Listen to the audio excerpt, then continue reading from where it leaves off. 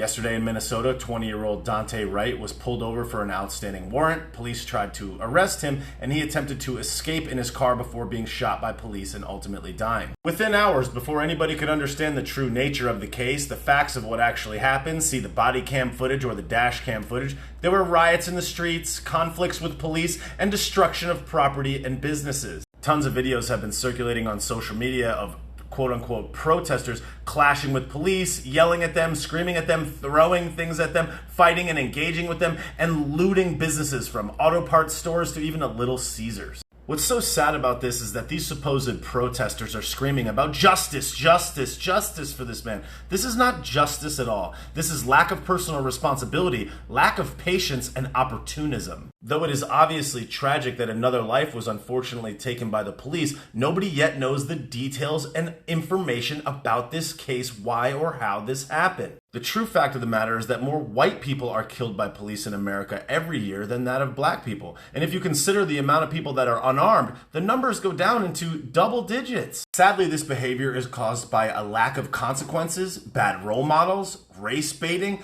and a lack of understanding and patience for the true nature of how the world works. As these people supposedly fight for justice, really what they're doing is they're just being opportunist. Though some people are simply very angry and believe that there needs to be some outrage, this is not the way to do it. And you certainly are not creating any justice or any semblance of justice for anyone. Destroying local businesses and your local community, as well as police cars, which are funded by taxpayers, does absolutely nothing but destroy the community in which you live. This is not about justice. This is lack of understanding. Videos are seen of people looting beauty supply stores, auto parts stores, a Little Caesars, and other small businesses. This makes absolutely no sense, and it's because of lack of personal responsibility, lack of consequence, and opportunism. These people see an opportunity to take advantage and they go take it. Has nothing to do with justice, has nothing to do with another black man being killed by the police, and has everything to do with personal greed. And naturally, the media and the pundits jump all over this, and they push the narrative by using selective words to cause outrage, to stimulate a national conversation about something.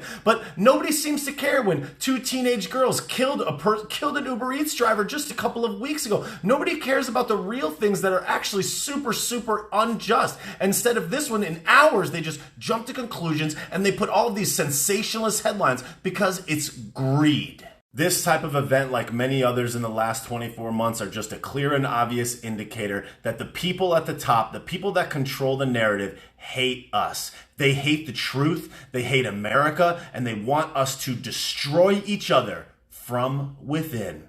The selective language and the choice of words proves the narrative to be true, and it proves that that's their intent. Places like The Hill, protests erupt after black man shot by police in Minnesota. HuffPo, man fatally shot by police near Minneapolis during traffic stop, sparks protests. These are not protests, these are violent looting and mobs. These are riots. And just because he happened to be pulled over for an outstanding warrant and then tried to escape when being arrested, that's not just a traffic stop. This is selective language used to outrage you, used to push the narrative, used to draw more attention, draw more outrage, cause more clicks, and make more money. First line of the article, police fatally shot a black man during a traffic stop. That's the first sentence. The news media naturally just chalks this up to racism when there's absolutely no evidence that this had anything to do with race. Just because someone is a certain race and perhaps the officer was a different race doesn't mean it's racism.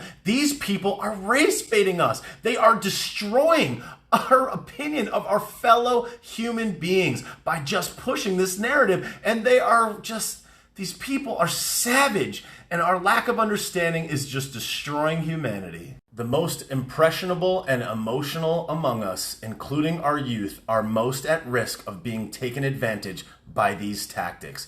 And if more of us don't speak up and try to prevent this type of thing from happening, our future is grim. They call these people protesters as they loot businesses and destroy property, destroy their own local communities. And in one video that I watched, there was a man with a huge chunk of cement standing up to a bunch of police officers in riot gear that were just trying to protect the other citizenry of this city. And the cops are like, don't do it, don't do it. This thing alone could have killed a police officer or any other person for that matter. And as this guy lifted it up over his head, they shot him with a rubber bullet to try to subdue this person. person after warning him and telling him not to. And then people are like outraged, like, why? No. It's like, it's like these people don't understand, and it's just so sad. I just wish more people would take personal responsibility for their own actions. A staggering 264 police officers were killed in America in the line of duty in 2020, representing a 96% increase in officer fatalities from the previous year. I'm concerned for the youth of America because this represents a far greater problem, which is that those who can be easily manipulated will be. As long as people can profit and monetize outrage, fear, anger, and destruction, they will do so. Our young brothers and sisters and so many people across America are being manipulated through their emotions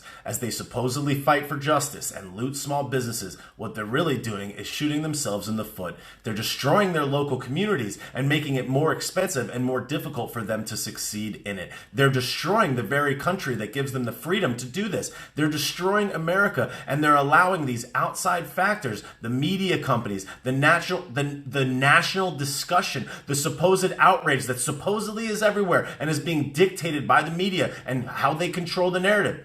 It's destroying how these people think, and they're using their anger and their emotion against them. If we are to succeed as a people, as human beings, as a country, as citizens of Earth, we need to help and assist are young, impressionable, and emotionally manipulated. We need to stop allowing the media and the powers that be that can profit off of all of this anger and destruction to continue to manipulate us. We need to decentralize power from central structures that can be corrupted and bring it back to each other, back to the people, back to the local communities, the states, and the cities that are around us. We need to take personal responsibility. We need to believe in America. We need to believe in each other. We need to love each other, and we need to be patient for the true story to come out.